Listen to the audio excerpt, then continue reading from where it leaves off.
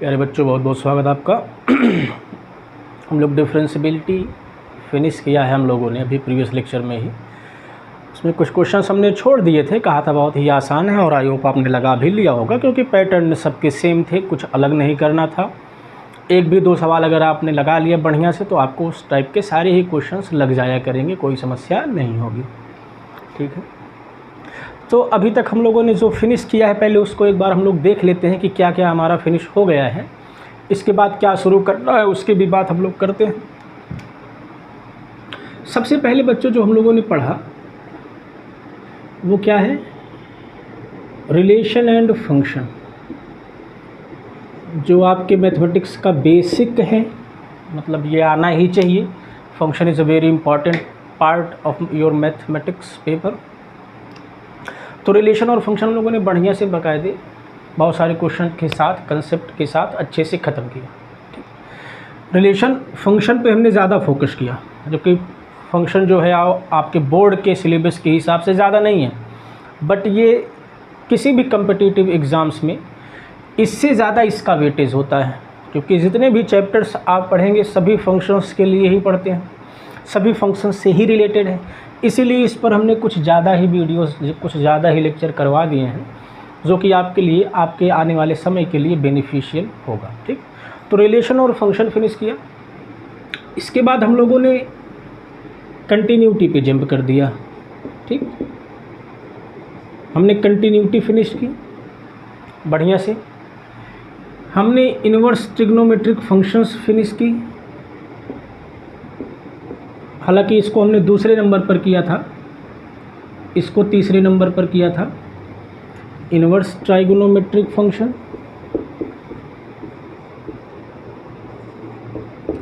इसको भी हमने बढ़िया से डिटेल में किया है, बहुत सारे क्वेश्चंस के साथ किया है, एनसीईआरटी के साथ किया है।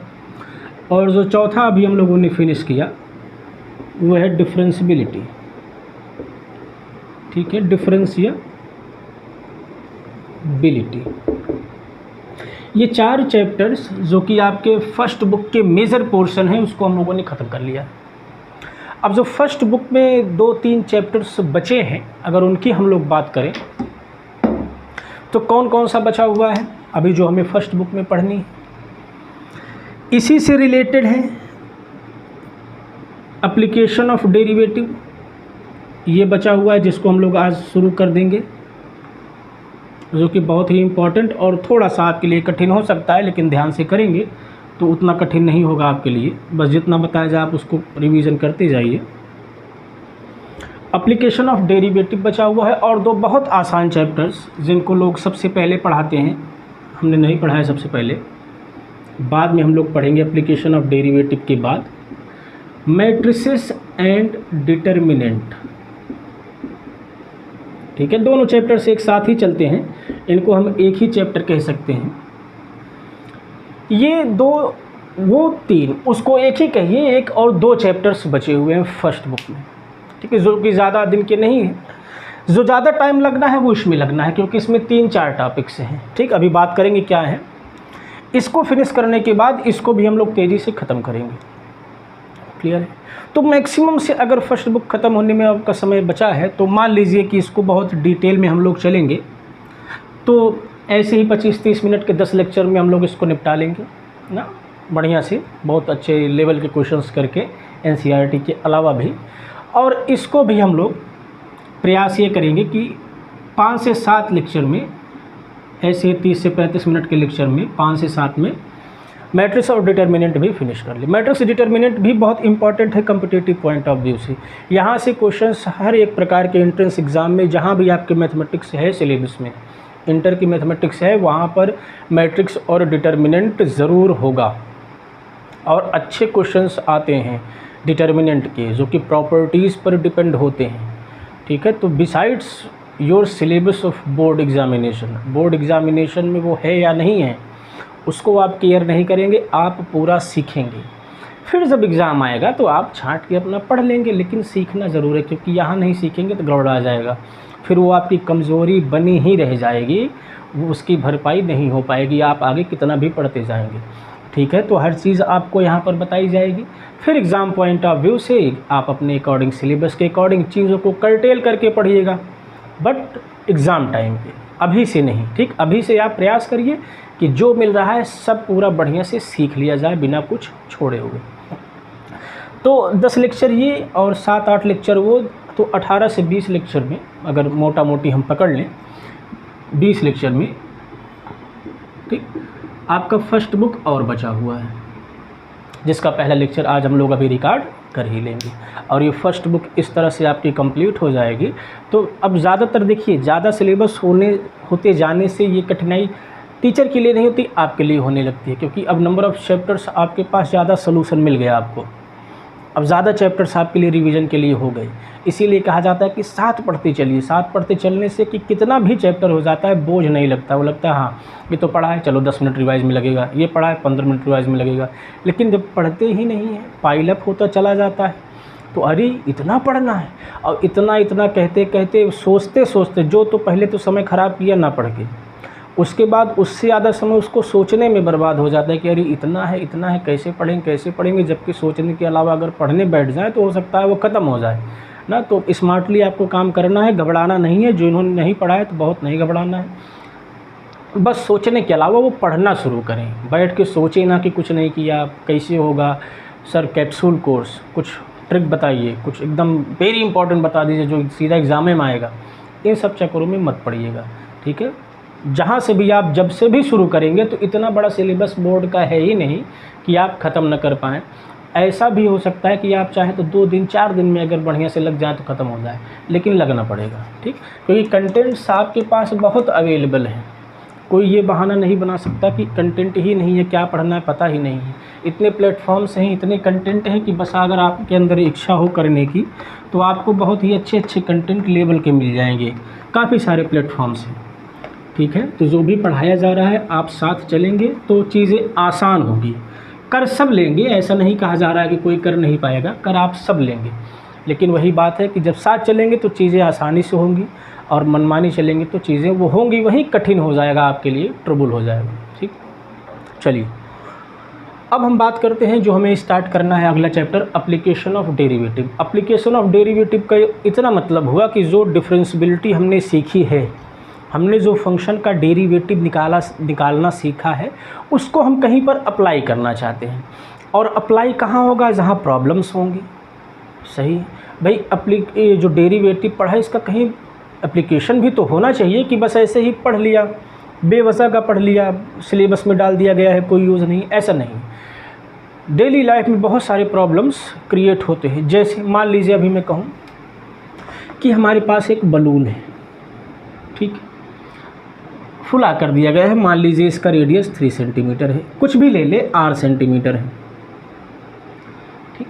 अब मैं कहूँ कि मैं इसका जो रेडियस है उसको 2 सेंटीमीटर पर मिनट के हिसाब से बढ़ाऊँ, मतलब हर मिनट में इसका जो रेडियस है मैं 2 सेंटीमीटर बढ़ा दूँ, ठीक। हर मिनट पर पहले मिनट में 2 सेंटीमीटर, दूसरे मिनट में 4, तीसरे में 6, ऐसे बढ़ाते चला जाऊँ। और मैं आपसे सवाल पूछूँ कि इसका वॉल्यूम किस रेट से चेंज होगा, rate of change of volume, तो डेली लाइफ से रिलेटेड प्रॉब्लम, सही है। तो इस तरह के प्रॉब्लम्स को सॉल्व करना भी इसमें आपको सिखाया जाएगा, ठीक है। बहुत सारे प्रॉब्लम्स हैं, अभी एक एक करके हम उनको डिटेल में डिस्कस करेंगे। तो देख लेते हैं हमें क्या क्या यहाँ पर देखना है एप्लीकेशन ऑफ डेरिवेटिव में। शार्ट में AOD लिखेंगे हम लोग, एप्लीकेशन ऑफ डेरिवेटिव, ठीक है। तो जो पहला हम लोग प्रॉब्लम इसमें सॉल्व करना सीखेंगे, derivative as a rate of change. जैसे अभी हमने जो प्रॉब्लम बताया, किसी का वॉल्यूम किस रेट से चेंज हो रहा है, किसी का एरिया किस रेट से चेंज हो रहा है, या वॉल्यूम के चेंज होने की रेट दिया है, उसका रेडियस कैसे चेंज हो रहा है। तो मीन्स हमें रेट ऑफ चेंज से यहाँ पर डील करना है। एक क्वांटिटी चेंज कर रहे हैं तो दूसरी क्वांटिटी उसके रिस्पेक्ट में कैसे चेंज हो रही है, इसको सीखना है, ठीक है। दूसरी बात हमें इसमें सीखनी है, इंक्रीजिंग एंड डिक्रीजिंग फंक्शन पता करना। कोई फंक्शन दिया है, वो इंक्रीजिंग फंक्शन है कि डिक्रीजिंग फंक्शन है, ठीक, ये हमें पता करना सीखना है। इसका मैकेनिज़्म हम लोग सेट करेंगे, कैसे चेक करना होगा। भाई जैसे ये ग्राफ बना हुआ है, ये y बराबर x का ग्राफ है, ये ग्राफ लगातार बढ़ रहा है, x की वैल्यू बढ़ा रहे हैं तो ग्राफ ऊपर की तरफ जा रहा है, मीन्स y की वैल्यू भी बढ़ रही है। तो इस टाइप के फंक्शन को क्या कहते हैं? Increasing function. अगर इसी को हम ऐसे बना दें उल्टा, अब x की वैल्यू बढ़ रही हो तो y घट रही है, इसको क्या कहेंगे? y बराबर 1/x टाइप का हो जाएगा। x बढ़ेगा तो y घटेगा, तो ऐसे टाइप के फंक्शन को क्या कहते हैं? Decreasing function. लेकिन अब फंक्शन हमें दिया रहेगा तो ग्राफ तो हमेशा बनाना पॉसिबल नहीं होगा, तो मतलब कुछ मैथमेटिकल टूल हमें डेवलप करना पड़ेगा। और वो टूल किसकी मदद से हम लोग डेवलप करेंगे? डेरिवेटिव की मदद से डेवलप करेंगे। ठीक है, कैसे डेवलप करेंगे आगे अभी आपको पता चलेगा। ये दूसरे टाइप का फंक्शन हो गया। ठीक है, चलिए तीसरे टाइप के फंक्शन पर आते हैं। तीसरे टाइप के फंक्शन पर आते हैं भाई, इनका बहुत यूज़ है फिजिक्स वगैरह में, दोनों का। ये तो रेट ऑफ चेंज आप जान ही रहे हैं, डिस्प्लेसमेंट के रेट ऑफ चेंज को वेलोसिटी कहते हैं, वेलोसिटी की रेट ऑफ चेंज को एक्सेलरेशन कहते हैं, एक्सेलरेशन के रेट ऑफ चेंज को क्या कहते हैं? चलिए पता करके बताइएगा क्या कहते हैं। तो देखिए रेट ऑफ चेंज से कितना वो जाके वहाँ फिजिक्स पे मिल रहा है, तो ये पूरा फिजिकल प्रॉब्लम है ये। ठीक है, पूरे फिजिकल प्रॉब्लम को सॉल्व करता है, स्पेशल टाइप की। अब जैसे इंक्रीजिंग और डिक्रीजिंग फंक्शन, मान लीजिए थर्मल फिजिक्स आप पढ़ रहे हैं, उसमें कोई इक्वेशन आ रहा है, ठीक, कोई इक्वेशन निकल के आया। अब इक्वेशन ऐसा है, हमें पता करना है कि इसमें हम टेम्परेचर बढ़ाएंगे कि प्रेशर बढ़ेगा कि नहीं बढ़ेगा, या प्रेशर बढ़ाएंगे टेम्परेचर बढ़ेगा कि नहीं बढ़ेगा। तो कैसे पता चलेगा? जब हम फंक्शन को देख के बता पाएंगे कि ये इंक्रीजिंग है कि डिक्रीजिंग है। सही है, चलिए। तो ये सारे बहुत ही रिलेटेड प्रॉब्लम्स हैं, इसीलिए इसको एप्लीकेशन कहा गया कि इसका हमें डेली लाइफ में एप्लीकेशन मिलेगा। ये इंक्रीजिंग और डिक्रीजिंग फंक्शन पता करना, ये हमारा एक गोल होगा इस चैप्टर में। तीसरे टाइप का जो और इम्पॉर्टेंट प्रॉब्लम है, मैक्सिमा और मिनिमा निकालना। किसी फंक्शन की मैक्सिमम और मिनिमम वैल्यू निकालना। ठीक है, कोई फंक्शन कहाँ तक जा सकता है मिनिमम ऊपर, और कोई फंक्शन कहाँ तक एकदम नीचे जा सकता है। जैसे हम लोगों ने पढ़ा है साइन एक्स, साइन एक्स का ग्राफ ऐसे बनता है, तो हमें पता है कि साइन एक्स मैक्सिमम कहाँ तक जा सकता है? 1, और मिनिमम कहाँ तक जा सकता है? -1। तो अगर फंक्शन हम साइन एक्स लेते हैं तो उसकी मैक्सिमम वैल्यू क्या हो जाएगी? 1, मिनिमम वैल्यू क्या हो जाएगी? -1। ठीक है, ये तो है, लेकिन ये किस पॉइंट पर अचीव करेगा फंक्शन? भाई 1, ठीक है, फंक्शन की मैक्सिमम वैल्यू हो गई, तो वो कहाँ कहाँ टेंड कर रहा है? π/2 पर, 3π/2 पर। तो इन पॉइंट्स को भी निकालना हम सीखेंगे।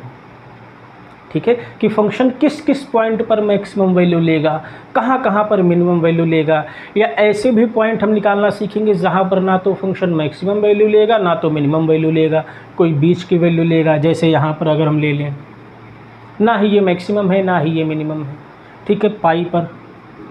तो इस टाइप के पॉइंट को भी हम निकालना सीखेंगे। ये हमारा थर्ड प्रॉब्लम होगा। ठीक, इसमें और भी छोटे छोटे प्रॉब्लम्स हैं, लेकिन जो मेजर प्रॉब्लम है, जो बढ़िया चीज़ें हैं, जो ज़्यादा आपसे सवाल पूछेगा या जहाँ से ज़्यादा सवाल बनते हैं, वो यही 3 टाइप के क्वेश्चंस यहाँ से बनते हैं। ठीक, और तीनों ही बहुत इंपॉर्टेंट है, तीनों में से आप कोई भी स्किप नहीं कर सकते हैं। ठीक है, चलिए थोड़ा सा बात कर लेते हैं हम रेट ऑफ चेंज पे। अब अपने पर्टिकुलर टॉपिक को लेकर डिस्कस करते हैं कि क्या हमें रेट ऑफ चेंज से हम क्या समझते हैं, क्या हमें निकालना है इसमें। पहला टॉपिक है रेट ऑफ चेंज। इसका क्या मतलब होता है? ठीक है, फिजिक्स में आप लोग पढ़ रहे होंगे तो थोड़ा बहुत आप फेमिलियर इससे होंगे। ध्यान से देखिएगा। मान लीजिए हमें कोई फंक्शन दिया है, ठीक, उसका जो ग्राफ है मान लीजिए वो ऐसे बन रहा है। कोई भी आर्बिट्रेरी फंक्शन है, कुछ उसका ग्राफ तो बनेगा ही, मान लीजिए ऐसे बन रहा है। क्लियर? अब देखिए, और ये जो फंक्शन है वो y बराबर fx है, y बराबर fx है। y बराबर fx लिखने का क्या मतलब होता है कि जो y है वो x का फंक्शन है, मीन्स जो y होगा वो x पर डिपेंड करेगा, y होगा x पर डिपेंड करेगा। इसीलिए y को हम लोग डिपेंडेंट वेरिएबल बोलते हैं, क्योंकि वो x पर डिपेंड करता है। और x को हम लोग क्या कहते हैं? Independent variable. ठीक है, तो x को हम जैसे जैसे बदलेंगे y उसी के अकॉर्डिंग बदलेगा, क्योंकि y क्या कर रहा है? x पर डिपेंड कर रहा है। इसीलिए हमने इसको डिपेंडेंट वेरिएबल कहा, इसको इंडिपेंडेंट वेरिएबल कहा। इसका मतलब क्या है कि चेंज इन x, अगर हम x को बदलें, ये क्या इंप्लाई करेगा? Change in y। ठीक है, x को बदलेंगे तो उसी के अकॉर्डिंग y बदलेगा। अब जैसा भी रिलेशन दिया रहे, हर रिलेशन के अकॉर्डिंग अलग अलग तरीके से बदलेगा, लेकिन बदलेगा। क्लियर है? और जहाँ पर नहीं बदलता है, हमें पता है वो कौन सा फंक्शन है, कांस्टेंट फंक्शन है। x कुछ भी ले लीजिए, y एक ही रहेगा, k या 2 या 3, एनीथिंग। सही है? तो कांस्टेंट फंक्शन की बात हम लोग नहीं कर रहे हैं, उसको आप एक्सक्लूड करके चलिएगा। तो x को बदलेंगे तो y बदलेगा। इस सेंस में कहा जाता है कि जो y है वो डिपेंडेंट वेरिएबल है और जो x है वो इंडिपेंडेंट वेरिएबल है।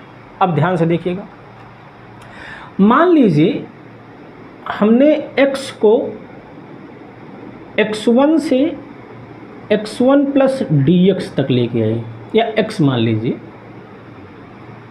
भाई, ये पॉइंट मान लेते हैं, इसका जो x वैल्यू है वो x है और ये जो वैल्यू है x प्लस dx, मतलब ये जो डिस्टेंस है वो dx है, स्मॉल डिस्टेंस।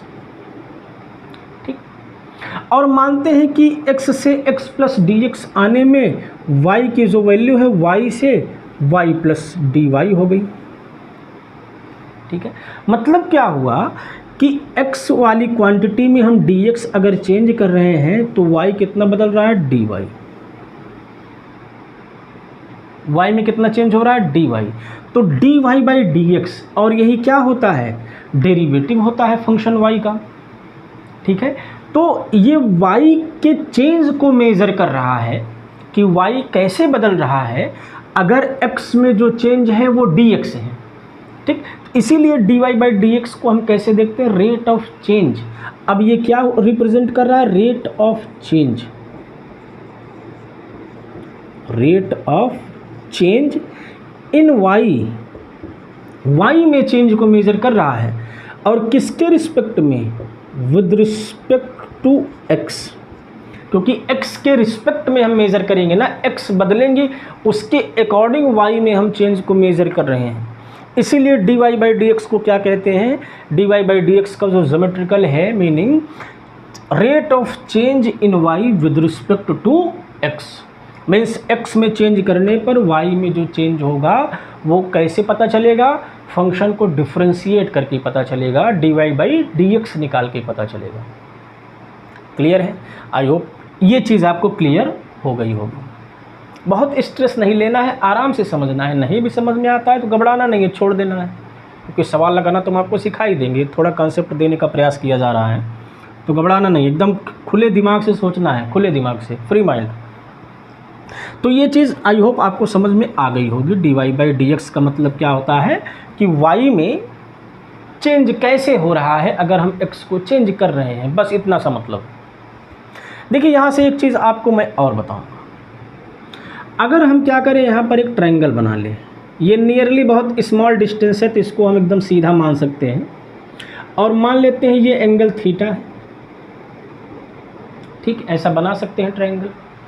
तो tan थीटा की वैल्यू यहाँ से क्या आएगी अगर हम निकालना चाहें, परपेंडिकुलर अपॉन बेस। ये लेंथ कितनी है भाई, y था, यहाँ से y प्लस dy हो गया, मतलब ये लेंथ dy है, तो परपेंडिकुलर क्या हो गया, dy, और ये लेंथ कितनी है, dx, तो tan थीटा की वैल्यू क्या आ गई, dy बाई dx। और हमें पता है, लाइन आपने क्लास 11th में पढ़ा है, जो tan थीटा होता है वो लाइन के स्लोप को रिप्रेजेंट करता है, लाइन के स्लोप को रिप्रेजेंट करता है। बात क्लियर है? इसका मतलब क्या हुआ कि dy बाई dx सिर्फ रेट ऑफ चेंज ही नहीं देता है, ये टेंजेंट का स्लोप भी देता है, स्लोप ऑफ द टेंजेंट। ठीक है, टेंजेंट का स्लोप भी देगा।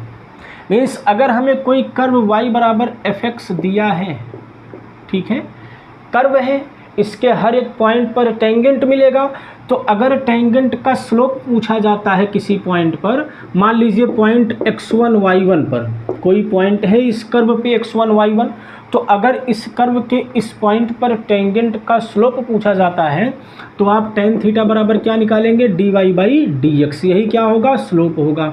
स्लोप को हम लोग m से दिखाते हैं, और जिस पॉइंट पर कह रहा है dy बाई dx में उसको उठाकर रख देंगे, मीन्स x की जगह पर x1, y की जगह पर y1, जो भी पॉइंट आपको दिया रहेगा। ठीक, तो यहाँ से समराइज करने का मतलब क्या है कि dy बाई dx हमें दो चीज़ें देता है।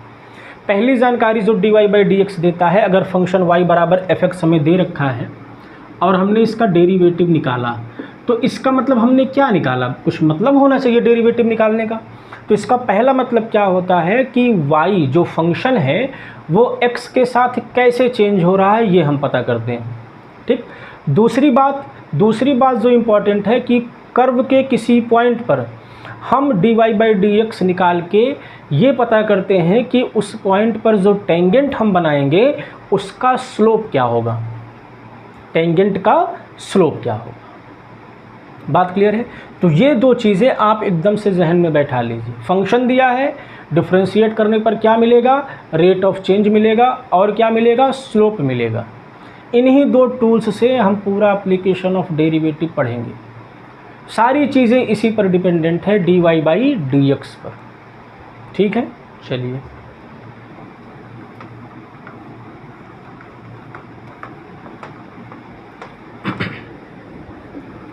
ठीक है, इस लेक्चर में हम लोग बस इतना ही करते हैं।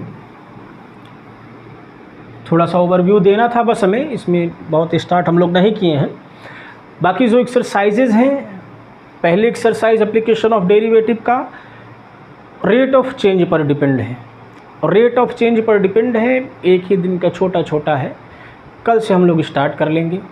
ठीक है, तो कल इसको आप थोड़ा पढ़ के आएंगे, मतलब पढ़े रहेंगे, एनसीईआरटी भी थोड़ा देखे रहेंगे कि क्या है कैसे है। किताब पढ़ने से जो आपके माइंड में डेवलप होता है वो एक अलग चीज़ होती है। ठीक, तो पढ़ के आएंगे, हम लोग सीधे एक्सरसाइज पर पहुँचेंगे और क्वेश्चन के ही माध्यम से समझेंगे कि इस प्रकार के क्वेश्चंस में कैसे हमें डील करना है। ठीक है, सो थैंक्स फॉर टुडे, मिलते हैं नेक्स्ट लेक्चर में।